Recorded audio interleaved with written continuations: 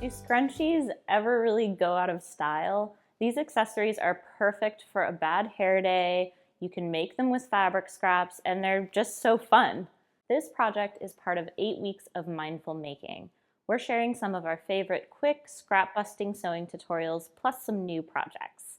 Be sure to like and subscribe so that you don't miss any of these awesome tutorials. All of these little projects are fun to sew, and they make great, easy gifts. In this video, we'll sew some scrunchies step by step.